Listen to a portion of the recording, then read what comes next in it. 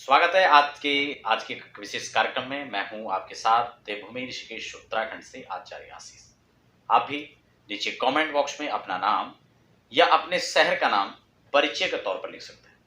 दर्शकों, हम लोग बात करेंगे आज एक गंभीर और महत्वपूर्ण विषय मार्गकेश को लेकर के।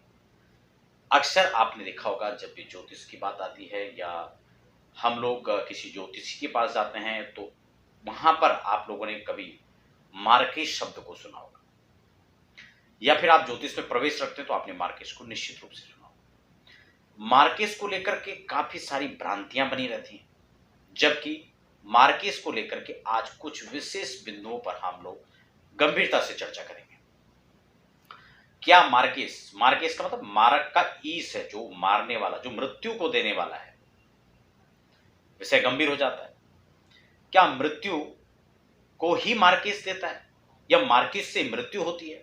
और अगर मार्केश की दशा चल रही है तो क्या मृत्यु हो जाएगी? अगर मृत्यु नहीं है या मृत्यु जैसी स्थितियां बन सकती हैं, बहुत सारी चीजें। खैर, साथ साथ हम उपायों की भी चर्चा करेंगे। अगर आप उससे संबंधित परेशानियों से जूझ रहे हैं तो क्या वहां पर उपाय होना चाहिए। सबसे पहले हम मार्केश के मेथड को समझ लेते हैं। कई बार होता क्या है, बहुत सारे लोग मार्केश की जब चर्चा करते हैं तो लगन वाइज बहुत सारी जानकारियां देते हैं, लेकिन उसका सूत्र आपको नहीं बताते हैं। वो ये तो बताते हैं कि मेष लग्न पर क्या क्या मार्केश हो रहा है, लेकिन सूत्र तो उन्होंने नहीं बताया। हो सकता है वह भी सुनी सुनाई बात आपको बता रहे हो। मैं आपको प्रमाण के साथ पाराशर होरा शास्त्रम के अनुसार आपको बता रहा हूं कि मार्केश किसे कहते हैं। आप पहले सूत्र को समझें, फिर सूत्रों से संबंधित चर्चा को हम आगे बढ़ाएंगे, फिर हम समझेंगे मार्केश क्या है, फिर हम समझेंगे मार्केश में होता क्या है, और फिर हम उपाय की ओर जाएंगे। धीरे धीरे आगे उपाय की ओर बढ़ेंगे। सीधा सा लॉजिक है, सीधा से इसका एक सूत्र बनता है। अगर सेकंड लॉर्ड और सेवंथ लॉर्ड दोनों को हम मार्केश कहते हैं। वैसे मार्केश का अलग अलग यहां पर पार्ट है, मैं उस पर भी चर्चा करूंगा, लेकिन सामान्यतः यहां पर जो पाराशरी ज्योतिष के आधार पर, वैदिक ज्योतिष पर हम लोग बात करें तो द्वितीय और सप्तम का स्वामी प्रधान और मुख्य रूप से मार्केश होता है। स्पष्ट हो चुका है। छोटी सी व्याख्या में आपको मार्केश बता दिया। अब मैं मार्केश की जो पार्टों की बात करूंगा तो यहां पर द्वितीय के साथ साथ छठा स्थान, तृतीय स्थान, अष्टम स्थान, द्वादश स्थान, इन सभी के स्वामी भी जहां जहां हानि के योग बनाते हैं, यह भी मार्केश की स्थिति को पैदा करते हैं या फिर मार्केश जैसी स्थिति को पैदा करते हैं। क्लियर हो चुका होगा। अब हम बात करेंगे कि वो कब असर देगा, कितनी मात्रा में देगा, और आने वाली वीडियो में हम यह भी चर्चा करेंगे कि मार्केश कौन सा ग्रह है तो क्या फल देगा। अब देखिए, मान लो सूर्य मार्केश है तो क्या इसका फल रहेगा, और कब ये अपना परिणाम देगा, दुष्परिणाम देगा, और किस मात्रा में देगा, किस हद तक देगा, उस पर भी हम लोग चर्चा करेंगे। लेकिन आप ये समझ लीजिए कि द्वितीय भाव का स्वामी मार्केश होगा, अष्टम भाव का स्वामी मार्केश होगा। क्यों? क्योंकि मृत्यु और क्योंकि जन्म मृत्यु, इसको आयु का स्थान मानते हैं। अभी समझने का विषय है भाई, दिन के बाद रात होगी ना, तो यहां अगर आयु का मानेंगे तो मृत्यु कहां होगी, घूम के वहीं आ जाएगा ना। इसलिए मृत्यु और आय, दो जीवन और मृत्यु दोनों का स्थान ही अष्टम को माना जाता है। इसीलिए शुभ होने के साथ साथ भी अष्टम स्थान को उतना शुभ नहीं माना जाता, क्योंकि मृत्यु भी यहीं से है, और हम लोग जो परम सत्य है उसी को सबसे कड़वा समझते हैं। जीवन में सबसे कठिन और जटिल स्थिति को ही हम लोग क्या असहज महसूस करते हैं। अब आयु यहां से देखेंगे तो मृत्यु भी यहां से है। मृत्यु का नाम सुनते ही सब घबरा पड़ते हैं, जबकि परम सत्य अडिग है और सबसे कड़वा सत्य वही है। इसलिए अष्टम के जो स्वामी बनेंगे वह मार्केश होंगे। मैं बड़ा सरल करके आपको समझाऊंगा ताकि कोई भी कंफ्यूजन न रहे। द्वितीय भाव का स्वामी हो गया, सप्तम भाव के स्वामी हो गए, अष्टम भाव के स्वामी हो गए, और अष्टम के अष्टम, मैंने पिछले सूत्रों में जब ज्योतिष की आपको चर्चा फलादेश के बारे में या अन्य कोई भी चर्चा मैं करता हूं तो विस्तार जहां पर जिन वीडियो पर करता हूं वहां पर आपको उस भाव से उससे अग्रिम जो भाव होता है उस पर भी हम लोग फोकस करते हैं। तो यहां पर लग्न से अष्टम और अष्टम से अष्टम यानी तृतीय भाव, जिसको हम प्राकर्म भाव भी कहते हैं। अब हमें इसके स्वामी का विचार भी करना होगा, वह भी मार्केश होगा। लेकिन मुख्य रूप से मार्केश हम इसको किसको कहेंगे? सेकंड लॉर्ड, सेवंथ लॉर्ड को। तो ये हमारी मुख्य रूप से मार्केश की भूमिका में आते हैं। पाराश्रीय सिद्धांतों में जब आपको मैं विंशोत्तरी महादशा वाला अध्याय चैप्टर में आपको करवा रहा था, उस समय मैंने आपको ये बातें स्पष्ट की थी कि द्वितीय और सप्तम के स्वामी आपको कैसे फल देंगे। हम लोग महादशाओं में भी आपने बहुत सारी वीडियोस देखी होंगी, वहां पर बहुत सारी अच्छी बुरी सभी चीजें वहां पर बताई हैं, क्या उसका प्रभाव रहेगा क्या नहीं रहेगा। लेकिन ये नहीं आपको बताया गया, मार्केश पर अलग से बता दिया होगा, लेकिन ये नहीं बताया कि अगर वही मार्केश ग्रह की दशा चल रही हो तो आपको क्या परिणाम देगा। यह भी विषय गंभीर है। तो इसलिए मार्केश की हम जब बात करेंगे तो द्वितीय के स्वामी, सप्तम के स्वामी, अष्टम के और तृतीय के स्वामी प्रधान रूप से हम लेंगे तो द्वितीय और सप्तम के स्वामी को लेंगे, अष्टम को भी लेंगे तो अष्टम के अष्टम को भी लेंगे। ये चार प्रकार के पार्ट हो गए इसमें। लेकिन पाराशरीय शास्त्र के अनुसार हम द्वितीय और सप्तम के स्वामी को यहां पर मार्केश की संज्ञा में लेते हैं। अब हम बात कर लेंगे कि अगर मार्केश की दशा है, मार्केश का जो ग्रह है वो आपको कब दुष्परिणाम देगा। कोई भी ग्रह हो, कोई भी योग हो, कोई भी दुष्योग हो, वह सभी योग अपनी दशा, महादशा, अंतरदशा, प्रत्यंतर दशा, सूक्ष्म दशा, प्राण दशा, काल दशा, इन्हीं दशाओं के अंदर आपको जो है शुभ अशुभ परिणाम देते हैं। यह भी सूत्रात्मक विधि से कंप्लीट हो चुका है। अब हम इसमें कॉम्बिनेशन को देखेंगे। अगर मान लो अष्टमेश की दशा है और अष्टमेश में सप्तमेश का अंतर है या प्रत्यंतर में कहीं आते हैं, और उसमें मान लो शनि और मंगल जैसे ग्रहों की स्थिति आती है, तो यह स्थिति काफी भयानक हो सकती है। अच्छा, इसमें एक चीज और है, घबराने की आवश्यकता नहीं है, समझने की आवश्यकता है। कई लोग मार्केश में मृत्यु ही हो जाती है ऐसा प्रेडिक्शन कर बैठते हैं। नहीं, ऐसा नहीं। मार्केश और मार्केश की दशा आती जाती रहती है, लेकिन हाँ, सजग और सावधान रहना परम आवश्यक है, क्योंकि कुछ मारक दशाएं ऐसी होती हैं जो व्यक्ति को बहुत क्षति पहुंचा देते हैं। अच्छा, मृत्यु वाली बात हम थोड़ा सा क्लियर कर लें। मृत्यु की, अच्छा वैसे मृत्यु का जो डिपार्टमेंट है ये बड़ा अटपटा है। और अच्छा, ये वैदिक ऋषियों ने जब इसका रिसर्च किया था उसके बाद इस पर मुझे नहीं लगता कि किसी ने इस पर शोध भी किया हो। क्यों? क्योंकि मृत्यु से संबंधित कोई प्रश्न करता ही नहीं घबराते समय, और घबरा करके हम लोग आंख बंद कर देते हैं। कैसे? जैसे आपने देखा होगा, सुना होगा कि जब जो कबूतर होता है वो जब सामने देखता है कि उस पर हमला करने वाली चीज उसको खाने के लिए तत्पर बैठी हुई है, तो अपने नेत्र बंद कर देती है। तो नेत्र बंद करने से काम नहीं चलेगा। इस पर भी लगभग नेत्र बंद ही रहे, और इसीलिए उस सूत्रों पर कोई विशेष शोध नहीं हुआ जैसे हम अन्य चीजों पर करते हैं। विवाह को लेकर, संतान को लेकर बहुत सारे लोगों के प्रश्न रहते हैं, और जब प्रश्न होता है तो प्रश्नों के उत्तर को ढूंढा जाता है, उस पर शोध किया जाता है, बहुत सारी कुंडलियां आती हैं, उस पर देखा जाता है। लेकिन मृत्यु को लेकर के शोध नहीं हुआ। क्यों? क्योंकि मृत्यु के विषय में कोई चर्चा भी नहीं करना चाहता है।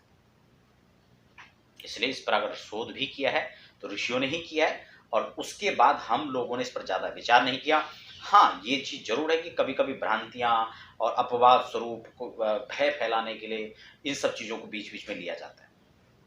आज मैं वही क्लियर करूंगा कि मृत्यु शब्द कई बार लोग कुंडली मिलान के दौरान इन सब चीजों को कहते हैं, षडाष्टक है मृत्यु हो जाएगा, नाड़ी है मृत्यु हो जाएगा। मैं हालांकि उन सब चीजों पर चर्चा कर चुका हूं। आज मैं विषय मेरा वो है भी नहीं। आज हम विषय मार्क है तो मार्क पर ही हम रहेंगे, मार्केश पर ही हम चर्चा करेंगे। तो मेरा कहने का मतलब है, जो विधाता के हाथ में है उसको भी हम अपने ही हाथ ले लेते हैं। इसलिए आपको बिल्कुल भी सबसे पहले तो घबराने की आवश्यकता है। उसके बाद आज मैं चर्चा ये भी करूंगा कि कौन से ग्रह अगर मार्केश बने हो तो उसका लगभग क्या फल परिणाम रहेगा। क्योंकि वेदानाम चक्षु ज्योतिष, ज्योतिष का काम देखना है और इससे संबंधित चीजों का आकलन करना है। हमें सामने धुआं दिखाई दे रहा है, हम यही तो आकलन करेंगे, आग लगी हुई है। समझ रहे ना बात को? तो वही हम लोग ज्योतिषीय गणना के आधार पर एक आकलन करते हैं कि मारक दशा जब आने वाली है तो कौन से ग्रह की दशा आ रही है। यही तो है कितना बड़ा गड्ढा है, कितनी चोट लगेगी, यही तो आकलन करेंगे। तो यही चीज इसमें है कि मार्केस की ये वाली ग्रह की दशा आएगी तो ये अंतर आएगा, तो ये प्रत्यंतर में आएंगे तो ये कॉम्बिनेशन इस प्रकार का बनेगा तो इस प्रकार का फल होगा। तो इसलिए घबराने की नहीं, समझने की आवश्यकता है। तो मारक दशा यदि आ रही है, मार्केस की स्थिति बनी हुई है, मार्केस का मतलब सीधा फिर कह देता हूं मृत्यु नहीं, मृत्यु जैसे कष्ट हो सकते हैं, पारिवारिक समस्याएं उत्पन्न हो सकती हैं, बहुत सारी चीजें जो मार्केस में आ सकती हैं। तो हमें उसी को समझना है। तो इसका मतलब मार्केस का मतलब ये बिल्कुल भी नहीं हुआ। अब इसका जो सिद्धांत एक और है, हम उसको भी थोड़ा समझ लेते हैं। देखो, मृत्यु की संभावना किस हद तक कब बढ़ती है, इसमें दो चीजें हम समझ लेंगे। एक तो जब अवस्था वृद्धावस्था होती है, तभी तो मृत्यु का आकलन किया जा सकता है, और एक जिस समय बाल्यावस्था होती है। अगर दो समय में मार्केस या इस तरह का कोई कॉम्बिनेशन बनता है, अष्टमेश सप्तमेश या तृतीयेश या द्वितीयेश का, तो उस समय ये संभावनाएं प्रबल संभावनाओं के अंदर बढ़ती चली जाती हैं। अन्यथा मैक्सिमम अगर हम देखें तो इसमें 10% की गुंजाइश बनती है मृत्यु जैसे, यानी 100 में से 10% से भी कम का आकलन हो सकता है और इससे अधिक नहीं, अवस्थाओं के आधार पर। और उसमें भी बाल्यावस्था और वृद्धावस्था के अंदर ये अवस्था अगर बन रही है तो उस समय इसके प्रभावी होने की चांसेस बढ़ जाते हैं, क्योंकि उस समय आप ये मान के चले कि बहुत ज्यादा अगर बच्चा है तो उसके अंदर जो रोग प्रतिरोधक क्षमता है वो उसके अंदर नहीं है ज्यादा, या फिर वृद्धावस्था में जब शरीर जर्जर हो जाता है तो तब जो है ये शारीरिक रूप से भी स्थितियां प्रतिकूल होती हैं। तो आप समझ गए होंगे मैं क्या कहना चाह रहा हूं। यानी मृत्यु जैसे शब्द की जो बात आती है वो 10% ही उसमें लागू है। बाकी इसमें सबसे ज्यादा जो खतरे हैं वो एक्सीडेंट से संबंधित हो सकते हैं, पारिवारिक कलह झगड़े से संबंधित हो सकते हैं, विवाद की स्थिति हो जाती है, मृत्यु तुल्य कष्ट। मान लो बहुत बड़ा साम्राज्य था, सब कुछ चूर चूर हो गया, आज तक 100 नौकर काम कर रहे थे, अब उन नौकरों से मांगने की स्थिति पैदा हो गई, सब कुछ त्रस्त हो गया, सब कुछ तितर बितर हो गया। तो ये मृत्यु से कोई कम है क्या? मृत्यु तो एक बार ही होगी ना, और ये बार बार मरना पड़ेगा। अपमान हो गया, समाज में अपकीर्ति हो गई, कलंकित हो गया व्यक्ति। तो ये सब चीजें उसमें मायने रखती है। अब मैं आपको बताऊंगा कि मान लो इसमें सूर्य को हम चंद्रमा, सूर्य से हम ले लेते हैं, स्टार्टिंग से ले लेते हैं। मान लो सूर्य का जन्म कुंडली के अंदर आपके मार्केस सूर्य बन गए, तो सूर्य कभी भी आपको मृत्यु या मृत्यु के मुख में नहीं झोंके, क्योंकि वह स्वयं आत्म के कारक है, वह स्वयं पिता के कारक है। वो विवाद करा सकते हैं, झगड़े करा सकते हैं, मनमुटाव की स्थिति पैदा कर सकते हैं। हाँ, ये जरूर है कि हार्ट में प्रॉब्लम हो सकती है मार्केस के कारण, हार्ट फेल हो सकता है, ठीक है ना, लेकिन इसमें मृत्यु ही होगी ऐसे चांसेस कम है। हार्ट की प्रॉब्लम हो सकती है, हार्ट अटैक पड़ जाएगा, ठीक है ना, सॉरी मैं हार्ट फेल ही कर दिया था, हार्ट अटैक पड़ सकता है, अटैक की स्थितियां, और अक्सर होता है ऐसा मार्केस की दशाओं में या मार्केस के अंतर के कॉम्बिनेशन में अटैक आदि की समस्याएं बनती हैं। तो इस प्रकार से अगर सूर्य मार्केस होते हैं तो ये प्रॉब्लम बन सकती है। अगर बात चंद्रमा की आती है, अगर चंद्रमा मार्केस में बन करके आ गए या कॉम्बिनेशन में कई मार्केस बन रहे हैं, तो ये यहां पर आपको जो है रक्त संबंधित समस्याएं खड़ी कर सकते हैं, मानसिक अशांति को यहां पर फैला सकते हैं, मन का जो है असंतुलन यहां पर देखा जा सकता है, मानसिक रूप से प्रताड़नाएं झेलनी पड़ सकती हैं। तो कहीं ना कहीं चंद्रमा इस तरह से आपके सुखों को ह्रास कर सकता है, ठीक है। जल से संबंधित यहां पर जो है जो समस्याएं पैदा हो सकती हैं, उसका भय, उसका खतरा बना रह सकता है। तो उन सब चीजों से वहां पर सावधानी आपको बरतनी चाहिए। चंद्र के बाद मंगल वाला जो यहां पर है, अभी दोनों की अपेक्षा मंगल यहां पर ज्यादा खतरनाक है। अगर मंगल का यहां पर मारक है, मंगल मार्केस में एक्सीडेंट के खतरे सबसे ज्यादा यहां पर हो जाते हैं, दुर्घटनाओं का योग, आगजनी का योग, विवाद का योग, प्रॉपर्टी में लॉस, जो हमारी पैतृक प्रॉपर्टी उसको लेकर विवाद हो सकता है, बंटवारे में जो है स्थिति प्रतिकूल हो सकती है, विवाद, शस्त्र का घात हो सकता है, गोली लगना, आगजनी, ये सब जो है मंगल के मार्गेश में हो सकता है। तो यहां पर इन दोनों की अपेक्षा मंगल वाला खतरनाक होगा। बुध में जो भी फैसले होंगे त्वरित होंगे। तो राजकुमार है, नैसर्गिक रूप से देखा जाए त्वरित फैसले लेते हैं, तो इसलिए यहां पर बुध की स्टार्टिंग दशा जो है मार्केस है, तो इसमें बहुत सावधानी की आवश्यकता है। त्वचाजन्य रोग हो सकते हैं, नसनाड़ियों से संबंधित रोग पैदा हो सकते हैं। तो ये यहां पर बुध के मार्केश में रहेगा। गुरु का मार्केश अगर आता है तो यहां पर अपमान की स्थिति पैदा हो सकती है, शिक्षा में व्यवधान की स्थिति पैदा हो सकती है। ऐसा कुछ हो सकता है कि शिक्षा ही छोड़ना पड़ जाए, पढ़ाई छोड़ना पड़ जाए। कुछ हायर एजुकेशन में थे, वहां पर तैयारियां चल रही थी, सब कुछ अनुकूल था, अचानक से मार्केस की स्थिति पैदा हुई और सब खंड विखंडन हो गया, प्रतिकूल चला गया। वहां पर शिक्षा संबंधित लॉस झेलना पड़ गया, मान सम्मान में कमी आ सकती है, कोई आक्षेप आप पर लग सकता है। इस तरह की समस्याएं गुरु वाले मार्केस में हो सकती है। हड्डियों से संबंधित रोग हो सकते हैं।